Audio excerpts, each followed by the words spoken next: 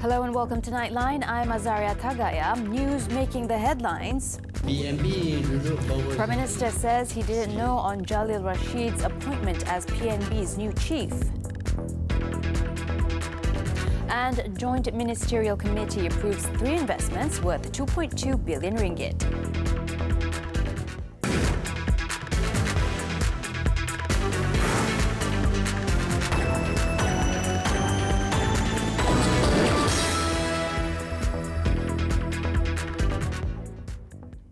Good morning. Prime Minister Tun Dr. Mahathir Mohamad on Thursday said that he was unaware of the appointment of 37-year-old Jalil Rashid as the new Pemodalan Nasional Berhad President and Group Chief Executive, which takes effect on October 1st.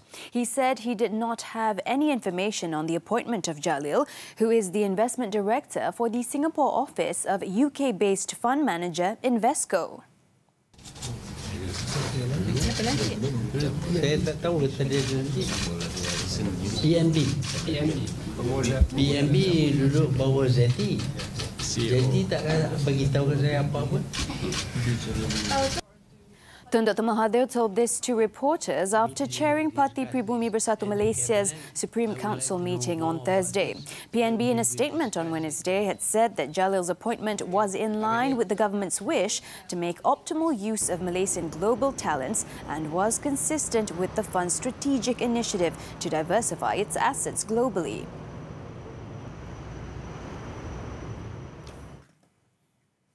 On another issue, Tun Dr. Mahathir had said that Pakatan Harapan coalition is not straying from the middle ground. When asked if PH has strayed after Lim Kit Siang was reported to have met him recently to draft a new narrative for PH, the Prime Minister said it is just the perception of the people.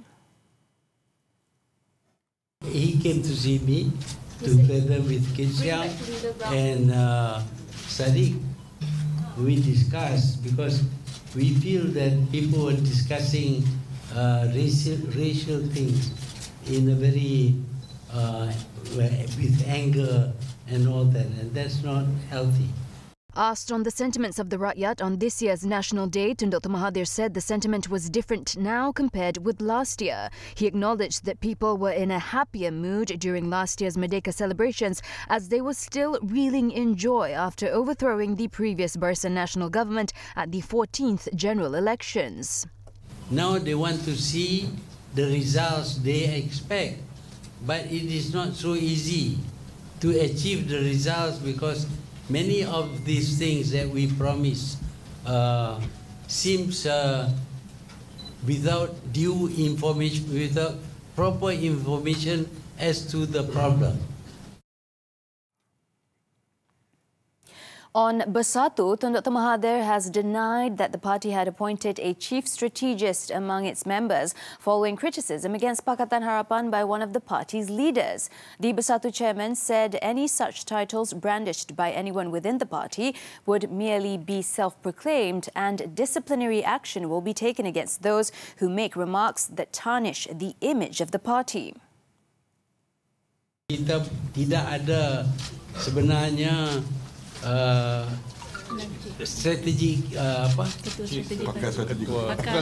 pakar strategi apa semua tak ada dalam parti. Saya tak tahu siapa lantik siapa jadi chief strategist dalam parti. Itu bukan lantikan secara rasmi oleh parti kita. Itu gelaran yang diberi oleh diri sendiri lah kot. Dia sekarang ni dia tak ada title, kita boleh bagi title. The Bersatu chairman also announced that the party's annual general meeting as well as party elections would be held on June 20th next year. He added that Tan Sri Syed Hamid Albar Syed Jaafar had been appointed the party's election committee chairman.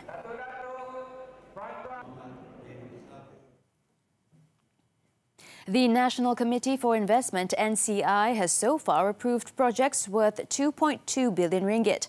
Finance Minister Lim Guan Eng said the committee is also considering expediting the approval process for investments and to attract high-tech and high-value investments. Ministry of Finance and Ministry of International Trade and Industry have also formed a joint ministerial committee to speed up decision-making while simplifying approval processes at the highest levels when it relates to high-tech and high-value investments. Lim said this in his speech at the National Economic Forum 2019 on Thursday. He added that the NCI is co-chaired by both Lim and International Trade and Industry Minister Daryl Liking. For the first 6 months, a foreign direct investment approved by the Malaysian Investment Development Authority MIDA increased 97.2% to 49.5 billion ringgit compared with the 25.1 billion ringgit recorded last year. Meanwhile, Lim said there was no need to form a crisis management team for now, as the National Economic Action Council (NEAC) was capable of addressing current economic concerns. He said this when asked to comment on the statement made by Tan Sri Rafidah Aziz, a member of the NEAC, who said that there was a need for the government to form a crisis management team to come up with preemptive measures to deal with external dynamics. The Special Select Committee on the 2020 budget urged the government to focus on economic issues, which was included in the budget proposal, which was submitted to the Finance Ministry on Wednesday. The committee chairman, Datuk Sri Mustafa Mohamad, said his committee wants the highest priority to be given to matters related to the economy and earning a living. Hopefully there will be some announcements which will lift the spirits of Malaysians, so that we can move on with life. I think there's a view that there's got to be less politicking, that all of us should work together. I agree with that. I think we have to put differences aside, come together to build a better Malaysia. He said the committee also highlighted government expenses and efficiency in the proposal. The committee, he said, does not have many tax proposals, as the government has said there would be no new tax measures. Therefore, more was discussed on expenses and efficiency. Petronas Dagangan Berhad is reviewing its natural gas vehicle NGV business following the decreasing demand nationwide. Its managing director, Datuk Sri Said Zainal Abidin, said Petronas is obligated to ensure its stations remain operational to provide NGV to taxis. But the reduction of between 15% and 20% in demand yearly pushes the company to relook at this business. We've seen over the last couple of years the demand of NGV has declined, and I think that's something that we're also reviewing, having a discussion with the government, and what will be the next form of what we call alternative energy for the vehicle. I think the government is crafting a program. We know the likes of the hybrid electric cars are coming in. Datuk Sri Said Zainal spoke to the media after the launch of the Petronas Mesra and Air Asia Big Two-Way Conversion Points event on Thursday. He added Petronas Dagangan also plans to increase the revenue contribution from its non-fuel segment between 30% and 35% in the future from 14% at present. Negotiations of the proposed merger between Axiata Group Berhad and Norway's Telenor ASA is on track and expected to be completed within the estimated timeframe. Axiata Group CEO Tan Sri Jamaluddin Ibrahim said about 70% of due diligence on the proposed merger has been completed so far. There's so many other terms with regards to commercial, terms with regards to national interests and staff interests. We want to make sure we protect our national and staff interests. So that's why a lot to be discussed. That doesn't mean there are hiccups or problems. It's just that there's so many terms beyond a normal M&A transaction that I've ever seen in my life. He was met after announcing the group's second quarter performance on Thursday. Axiata has returned to the black with a net profit of 204.1 million ringgit in the second quarter, after having chalked up a net loss of 3.36 billion ringgit in the same period last year. Revenue jumped 4.9% to 6.15 billion ringgit from 5.87 billion ringgit previously. The strong second quarter results were mainly contributed by the performance from all operating companies apart from its mobile operations in Malaysia and Nepal. The Terengganu Investment Authority TIA Berhad had a new clause inserted known to effectively give the Prime Minister the power to have the final say into the company's constitution even before it was renamed as 1MDB. Rafidah Yahya, Assistant Company Registrar of the Companies Commission of Malaysia CCM on Thursday, confirmed more than 150 documents lodged with CCM by several companies related to Datuk Sri Mohammad Najib Tun Razak's corruption trial over illegal funds allegedly originating from 1MDB.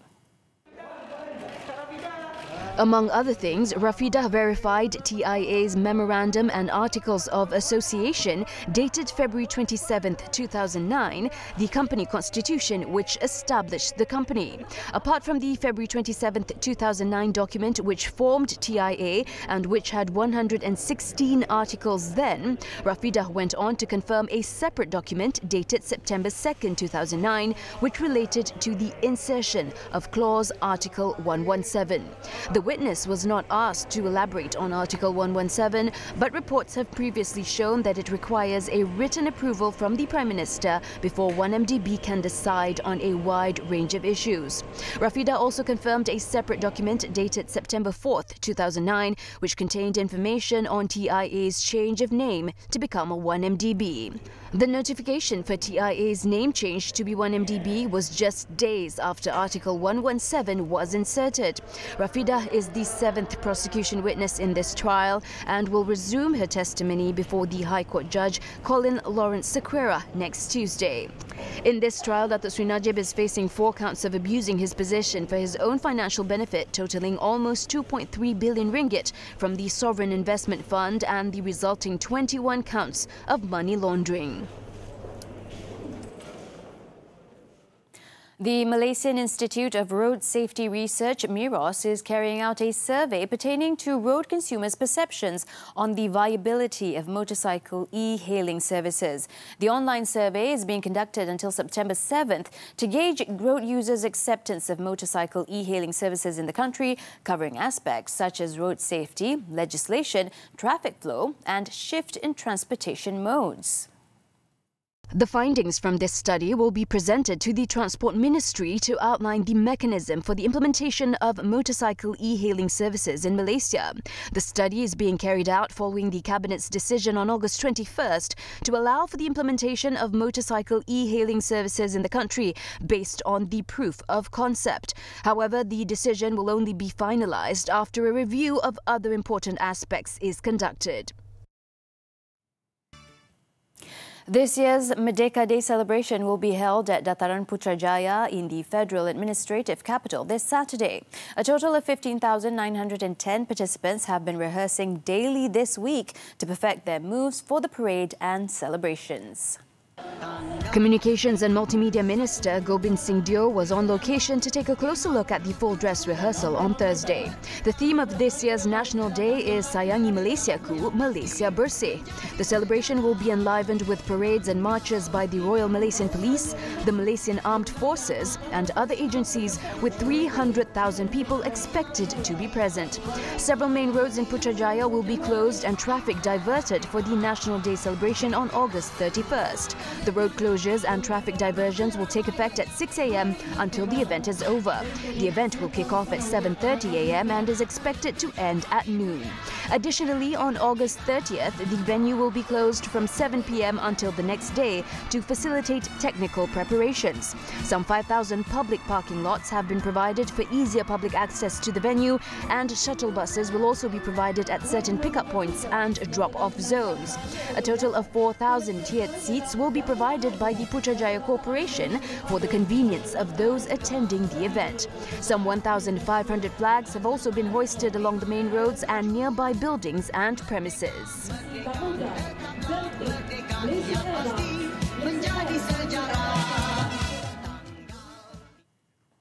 Now, police's hunt for the missing husband of a woman found dead in a luggage bag has taken a twist with the discovery of a similar bag with human remains in Alam Megah, Shah Alam, Thursday evening. The luggage, which was discovered in a drain, was found to contain the body of a man believed to be the murdered woman's husband, Lim Ah Ki, alias Lim Kok Ho, 79. Two suspects who were detained to assist in the investigation of the case led police to the site where the bag was found. Lim is believed to have suffered the same fate as his 52-year-old wife, Tan Siew Mi, whose body was found stuffed in a similar case at Jalan Persiaran, Kuala Selangor on Monday. Shah Alam District Police Chief ACP Baharudin Mat Taib said a post-mortem on Tuesday revealed that Tan was stabbed 13 times on her chest and stomach and that there were slash wounds on her neck. Police have clarified that a viral video showing a group of men with one of them brandishing a machete was not due to racial issues. The confrontation in Padawan, Sarawak, according to Inspector General of Police Chief Datuk Sri Abdul Hamid Bado, was actually due to a fraud cause. He said a probe is underway with police tracking down the individual armed with the machete. In Kelantan, the Customs Department foiled an attempt to smuggle 4,000 kilograms of wild boar carcasses worth 44,000 ringgit to Thailand. The wild boar carcasses hidden in two boats were seized in two separate operations in Tumpat. The department's director, Muhammad Rakbi Mat Saud, said a man and a Thai national, both in their 50s, were detained in the operations. Back with us on Nightline. The United States has been urged to stop policing maritime security at the Persian Gulf as its interference is causing instability and compromising security in the waters. Iranian Foreign Minister Dr. Muhammad Javad Zarif stressed that maintaining security at the Strait of Hormuz, the vital gateway for the world's oil industry, is impossible without Iran. Freedom of navigation is indivisible. You cannot have freedom of navigation in one part and have lack of freedom of navigation in another part of the world. Third, energy security is also indivisible. If you need energy security of supply and demand in the energy sector, you cannot deprive Iran of its ability to play its rightful role in the international energy market. The Iranian Foreign Minister also welcomed Malaysia's efforts to reform the Organization of Islamic Cooperation, OIC, while stating Tehran's willingness to hold dialogue with Saudi Arabia. The era of hegemony is long gone. We don't seek the exclusion of Saudi Arabia from the Muslim world because we believe Saudi Arabia is an important part of the Muslim world. I believe what is important is for Saudi Arabia also to recognize that it cannot exclude Iran from the Muslim world, and then we will not have competition for alliances, rather we will have competition for cooperation. He added Kuala Lumpur and Tehran can boost cooperation in various fields. I mean, we have been a big customer of Malaysia's palm oil. We have been, we have a major requirement in rubber and tire manufacturing on products that Malaysia produces, and you require stuff that we produce, including energy and other equipment that Iran is advanced in. We have good defense capabilities, and our defense industries are very advanced. Legal battles over UK Prime Minister Boris Johnson's plan to suspend Parliament are stacking up, with one case filed by Brexit opponents to be heard in Edinburgh courtroom. Hours after the Premier said he intends to suspend Parliament for almost 5 weeks ahead of Brexit, a group of more than 70 British lawmakers sought an urgent court hearing in Edinburgh. The legal team claimed Johnson has broken the law by denying Parliament enough time to authorise a no deal before Brexit on October 31st. They're seeking an interim emergency ruling from the courts on Thursday that would prevent the Prime Minister proroguing Parliament, as he has proposed, between September 9th and 12th. This would be pending a full hearing on September 6th.